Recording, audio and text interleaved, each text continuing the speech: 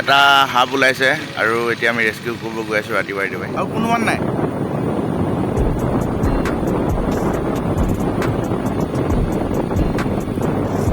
এতিয়া আমি এইটো ৰাস্তাতে যাব লাগিব।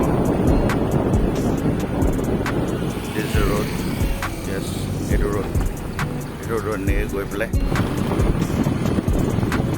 সিহঁতক এইটো চফা কৰা কামত লগাইছে নেকি? গুড গোটেই ৰাস্তাটো চফা কৰিছে মানে কাম দিছে চফা কৰিব ন? অঁ ভাল ঠিকে আছে। এইটো ৰাস্তাতে ওলাইছে। ৰাস্তাটো অকণমান বেয়া পাই পেলাই মই চাই আছোঁ যে স্নেকটো কি হয় আপোনালোক দেখুৱাই আছোঁ। এতিয়া গৈ আছোঁ এতিয়া ইয়াত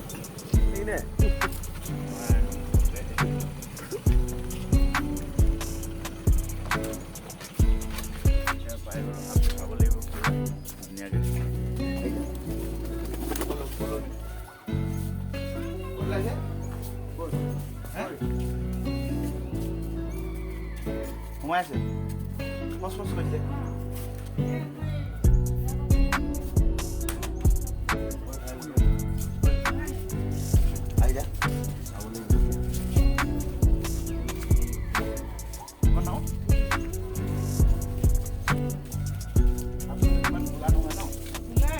অলপ মাটি এটা এনেকুৱা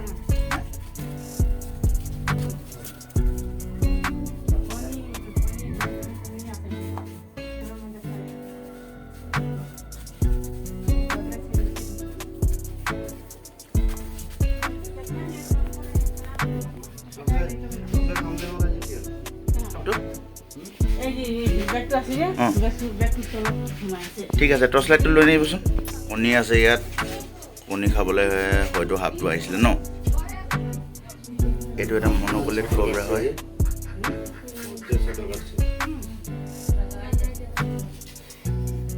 এইটো এটা মনোকলেট কবৰা পোৱালি হয়।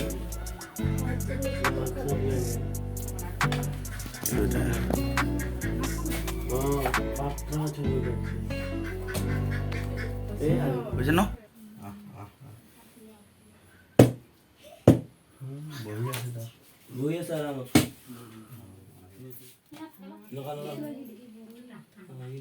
টুকটুককে মাৰচোন ভাইটি।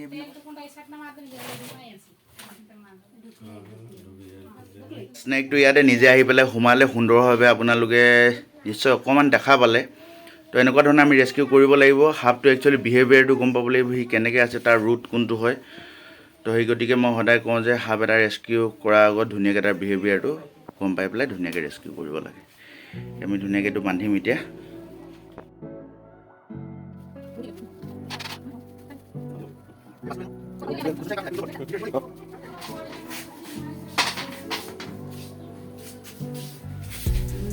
এইটো সাপটো এতিয়া ৰেস্কিউ হৈ গ'ল ধুনীয়াকৈ। এইটো আছিলে সৰু এটা মনোকলেট কবৰা।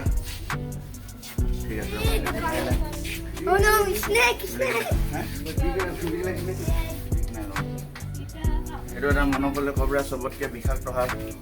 এইটো ছাঁ ক'ত আছে? মানুহখিনি ছাঁলৈ বল। এইখিনি লৈ যায় ছাঁ।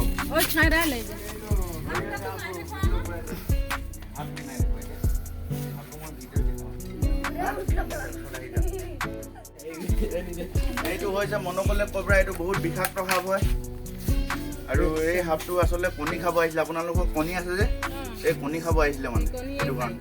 আৰু সাপ দেখিলে কেতিয়াও মাৰিব নালাগে কেতিয়াও, কাৰণ এই সাপটো থকাটো বহুত দৰকাৰ।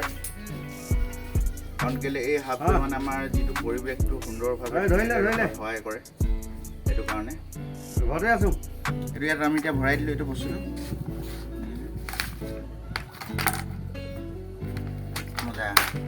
ঠিক আছে। সাপটো কি কয় কেইটা বজাত ওলাইছিলে সাপটো? সাপটো মানে 10টা বজাতে ওলাইছিলে। তাৰপিছত মই যে ছাগলী বান্ধিব গৈছিলোঁ বাৰী ফালে, তেতিয়া সিহঁতে আগতে ঘৰত সোমাইছিলে। তেতিয়া সাপটো ঘৰত খেদি উলিয়াইছিলে। তেতিয়া মোক ফচ কৰি আছে। এইটো আছিলে ফেটি সাপ। ইংলিছত কয় মনোকলেট কবৰা, অসমীয়াত কয় চকৰি ফেটি। আৰু এইটো বহুত বিষাক্ত সাপ। আৰু এই সাপটোৱে কামুৰিলে মানুহ 3 ঘণ্টাৰ ভিতৰত মৃত্যু হ'ব পাৰে। সেইটো কাৰণে লগালগ আপোনালোকে ক'ত লৈ যাব? চিভিলত লৈ যাব। এতিয়া বৰ্তমান ডিগবৈ চিভিলতো ইয়াৰ মানে এণ্টিভেনাম বুলি কয়, যিটো মেডিচিনটো দিয়ে, সেই এণ্টিভেনামটো এভেইলেবল আছে। ঠিক আছে ডিগবৈ চিভিলত লৈ গ'লে গ'ল পূজা পাঠ কৰিব নালাগে কোনো পূজা কৰা মানুহে জিন্দা কৰিব নোৱাৰে মানুহক ঠিক আছে লগালগ গাড়ীত উঠাই হস্পিটেল লৈ যাব লাগে আৰু যেতিয়া সাপে মানুহক কামুৰে এটা সাহস দিব লাগে ভয় খুৱাব নালাগে মানে এতিয়া মৰি যাব কি হ'ব আজিকালি সাপে কামুৰিলেও মানুহ জিন্দা হৈ যায় চিন্তা কৰিব নালাগে লগালগ গাড়ীত উঠাই হস্পিটেল লৈ যাবি একদম লৈ যাবি কামুৰা লগালগ লৈ যাবি বেলেগৰ কাৰো কথা নুশুনিবি ঠিক আছে সেইটো কথা মই ক'লোঁ ক'ত লৈ যাব এবাৰ কৈ দিওঁচোন কোনখন হস্পিটেল ডিগবৈ চিভিল লৈ যাব ডিগবৈ চিভিলত মনত থাকব কিন্তু দেই ঠিক আছে বাৰু হ'ব বাৰু ডিগবৈ চিভিল सांप देखले से नहीं मारबी आरो ये सांप तो पूजा उजा करे ना आरो घर देखले से मालिक के दादा है फोन कर दीबी फेसबुक में चैट करबी ओकर नंबर मिल जाए ठीक है गो ग्रीन गो ब्रेन बढ़िया इन द कार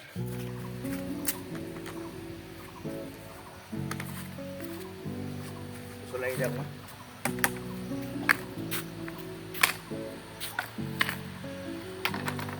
এইটো আছিলে মনোকলক কোব্ৰা আৰু আমি একেবাৰে ওচৰতে এইটো ৰিলিজ কৰিছোঁ কাৰণ সাপ সদায় আমি য'ৰ পৰা ৰেস্কিউ কৰোঁ তাৰ পৰা মিনিমাম 300 মিটাৰ্ছ আৰু মেক্সিমাম 500 মিটাৰ্ছ ডিষ্টেঞ্চত আমি ৰিলিজ কৰিব লাগে আমি সাপ এটা ৰেস্কিউ কৰাতকৈ সাপটো কেনেকৈ বচোৱা হয় আৰু তাৰ গুৰুত্ব কি এই বিষয়ে আমি বেছি গুৰুত্ব দিব লাগে সাপটো ৰক্ষা কৰিবলৈ কাৰণ সাপটো ৰক্ষা কৰিবলৈ আমি ৰেস্কিউ কৰোঁ সেই গতিকে আমি যদি 2-3 কিলোমিটাৰ দূৰত যদি আমি এৰি দিওঁ তেতিয়াহ'লে ইয়াৰ হেবিটেট লষ্ট হয় আৰু সেই গতিকে হেবিটেট লষ্ট হ'লে সাপ এটাৰ মৃত্যু হয় চ' সেই গতিকে সাপ এটা ৰেস্কিউ কৰাৰ পিছত মন কৰিব যে সাপটো ৰিলিজ কৰাটো অতি ডিষ্টেঞ্চটো মেইনটেইন কৰাটো অতি গুৰুত্বপূৰ্ণ এতিয়া আমি ৰিলিজ কৰিম এইটো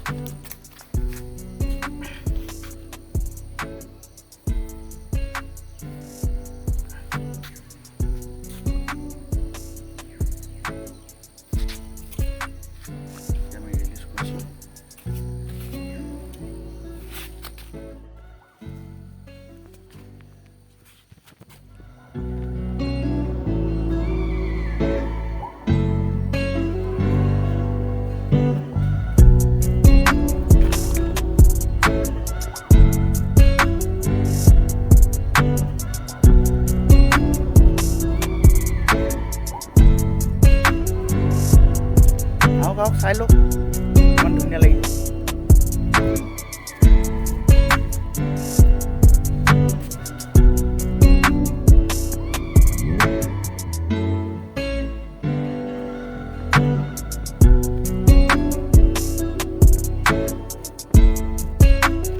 আহক চাই লওক ইমান ধুনীয়া লাগিছে